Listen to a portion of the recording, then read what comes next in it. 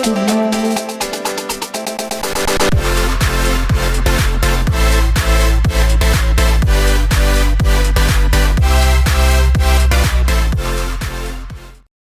right, we are here at Westbrook today with a very special young lady, Raylee Neal, who is here with us. She has a very unique story and situation that we would like to talk about and highlight.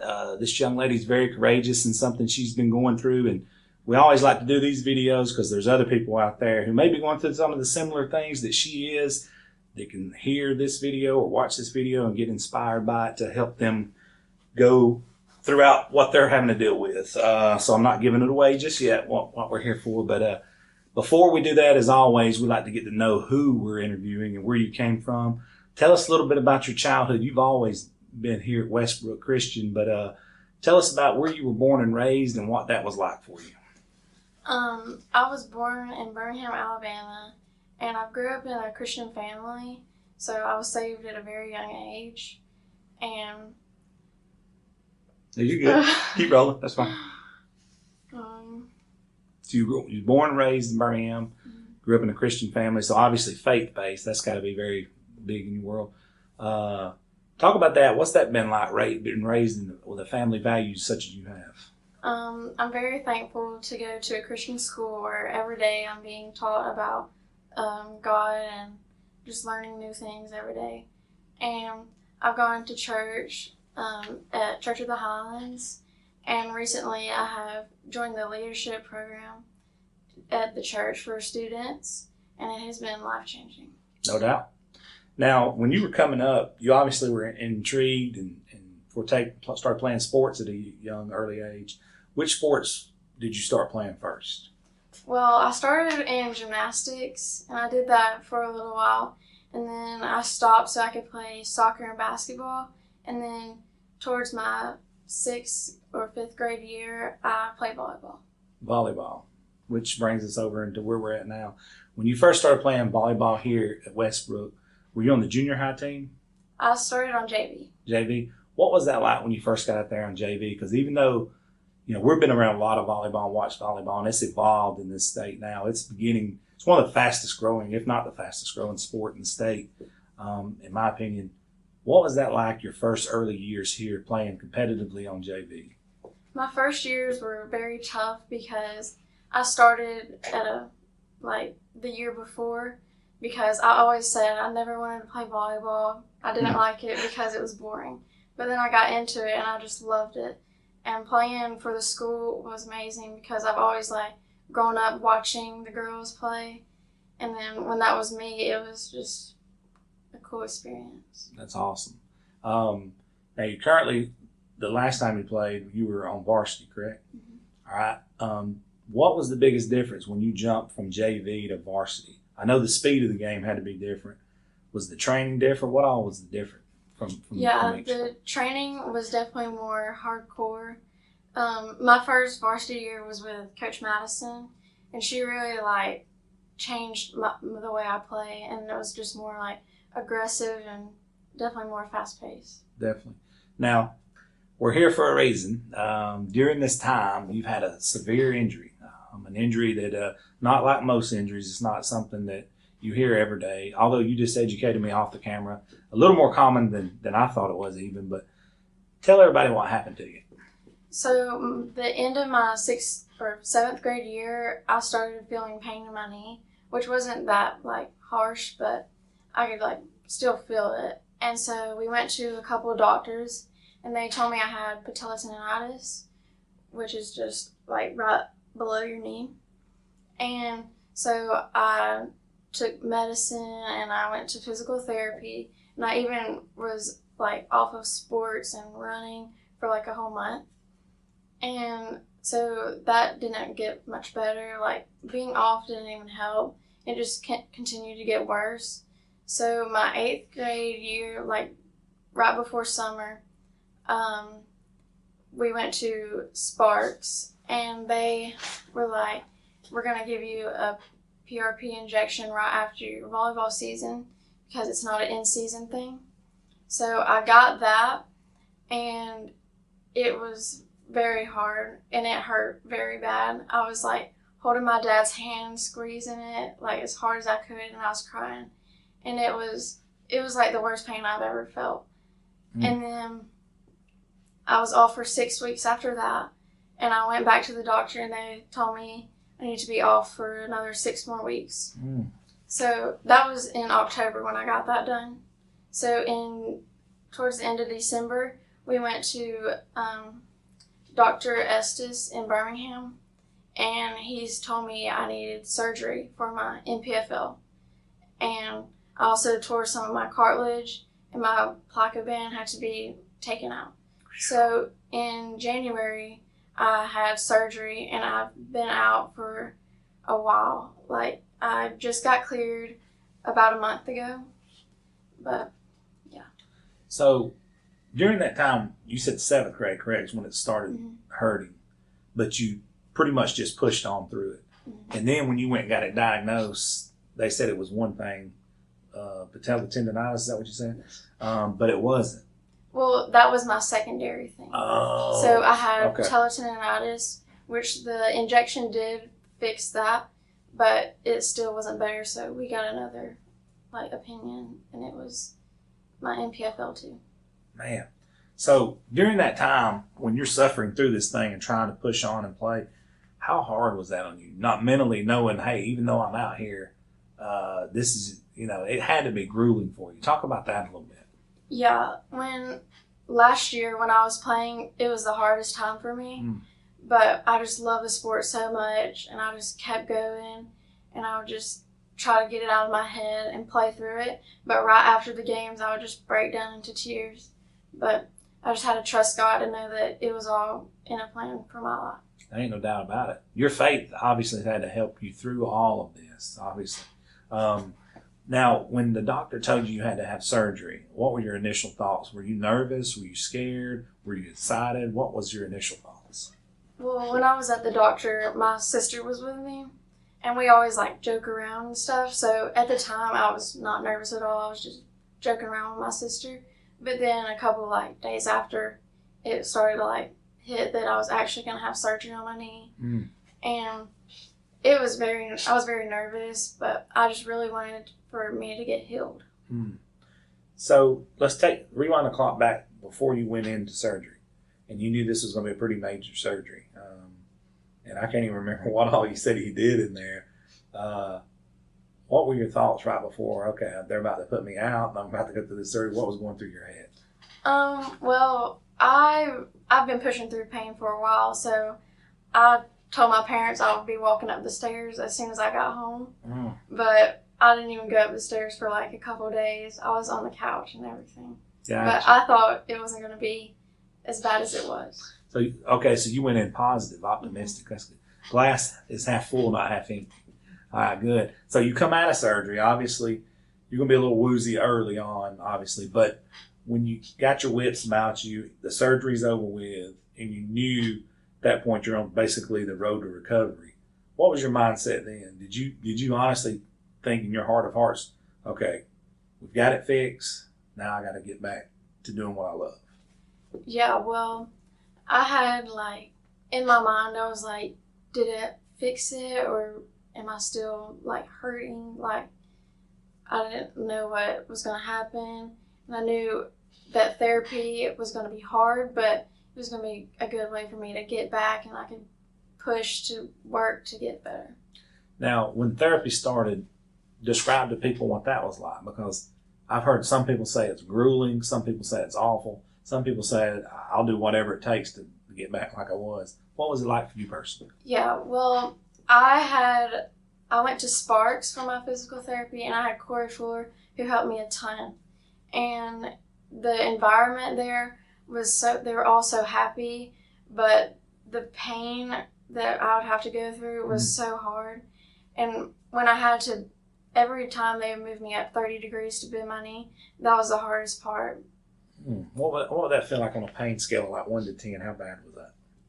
Oh, it was bad. Was it up around the 10 range? Yeah, it was around 10. Was it awful? Yeah. Some days I would just cry, but the worst part was I had to do this Russian stem, and they were just connected. It's the stem pads you do for when you ice your knee or whatever. They put that on right here and here, and that they just contract your muscle, and you could just see your muscle, because that point I could not even walk. So that just helped my muscle grow. And that was painful. Oh, that sounds painful. So as this thing's progressed, what was the first things that you started noticing, like, okay, it is getting a little bit better? I started, like, during the days, before my surgery, I would hurt all day, every day. And after, I mean, it still hurt, but it was not as bad, and I barely hurt as much. So the pain started getting better. Was the range of motion growing as along with the pain? The range of motion got so much better doing therapy and running. Like, I would run around the block, and that helped so much. So actually physically running. Mm-hmm. Now, when you were laying in that hospital bed in recovery immediately, what was you thinking in your head? How long is it going to be before I can go run? Yeah, when I was in the bed, I didn't even want to get out of it. And then they were told me that they needed to see me, like, walk on crutches. And my dad was beside me, and I only, like, moved it once. The crutch? Mm-hmm. Really? I went out on a wheelchair, though, because I couldn't walk. I got you. Well, I mean, it is what it is. So let's fast forward a little bit. So you got officially cleared, was it June? Mm-hmm. When that day come, what was that like to you? And what was going through your head at that point? When I was cleared, I was so excited, because that day we also had our first basketball practice. And so I was just excited to get out on the court, but I was also, like, in my head just thinking, what if I do something else to it? Like, is it still fixed? Or I just didn't know what to expect. Well, how did it go as it progressed, as the trainings and stuff went on? Did you get better at it? Did you get your range of motion back better? Yes. When we had workouts, we would run. And at first, I wasn't even, like, we are timed and we run sprints. At first, I couldn't even make it. And last week, or this week actually, was my first week making all of them. What kind of blessing is that? It was amazing. I'm going to ask you something. Chad Phillips, we all know and love him around here. He had the green light to continue grinding on, making you do what to do, didn't give you no break just because of the injury. What's that been like with Coach Phillips and working you out? How's that been? Well, I haven't been able to work out for so long, and it was just with Chad coming in, and he's just so, like, full of joy. It just helped me so much. Yeah, the positive vibe he has. And your workouts, whether it be running or are you lifting again yet? Mm-hmm. How's that been going? I haven't been able to do as much as I used to, but I'm slowly getting there. I love it. So there's a lot of big things going on here at Westbrook. We can't even mention them all. We could make a whole video, an hour-long video about what's going on here, from new coaches, from new facilities to upgrades. And but you're a student living at Westbrook in a time that's Westbrook's never been what it is right now, and where it's going is a whole other level as well. What's that like in general? You're coming back off an injury. You're coming into one of the hottest names in the state as far as upgrades and facilities and just a whole new mindset here. What's it been like being a student, going through all this that you've gone through right here, and now you're coming back when all this is taking off? Yeah, the facilities are, like, amazing. Our new football field and locker room, and then our gym that we can play in now. Been looking forward to that for the longest time. But even with all the amazing places, it just depends on how hard we work. Even if we have the worst facilities, we could still win if we work hard. Luckily, you got great facilities and you work hard. So that's a winning combination. The reason we're sitting here this morning, your grandparents come and eat at a restaurant I'm at in Union Jack here every morning, and he loosely mentioned your name and what you had went through, and I thought it was very intriguing, and I wanted to come in here and sit in with you. I'm so glad we did. So great people, but I say that to say this: you have deeper ties than just being a student here. Your mother's the principal here, correct? Mm-hmm. What's that been like? You can't get away with nothing, right? Yeah, my grandmother was the principal, and now my mom is. So I've lived around the school for my whole life, and I literally live here because I only live 2 minutes away. But I'm here all the time, and I just love being here. Even if your mother wasn't the principal, still a great place, correct? Yes. Your uncle also played at Alabama, was a star here. Can you talk about him a little bit? Yeah, I love my uncle, and he's always just been a role model of how hard he works, and he'll get the job done. Yeah, Brandon Greer, correct? Yes. So, let me ask you a question from a mindset of what you've been through. You see people talk about this all the time. You never know what you have until it's gone. You see people who have negative things happen to them in their life, and then they think back and they say, "Man, I wish I would have." Well, you are getting a second chance now. Mm-hmm. Does it mean more to you now? Yes, it definitely means more. Sitting out through my whole basketball season really was hard for me.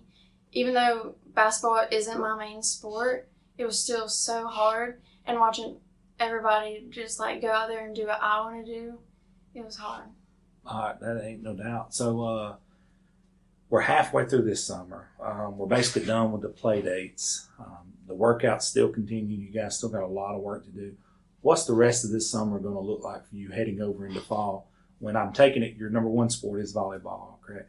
What's this rest of this summer going to look like heading into the fall?